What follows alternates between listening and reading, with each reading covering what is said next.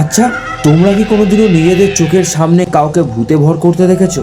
আজকে আমি তোমাদেরকে ভূতে ভর করলে যে মানুষ কি কি করতে পারে আমি তোমাদেরকে সেই ভিডিওটাই দেখাতে চলেছি। এই ঘটনাটা ঘটেছিল ফিলিপাইন্সের একটি গ্রামে। একটি ছেলের উপরে ভূতে ভর করে, আর তারপর সেই ছেলেটা যা অদ্ভুত অদ্ভুত আচরণ করছিল তোমরা ভিডিওটাতে গিয়ে দেখে নাও।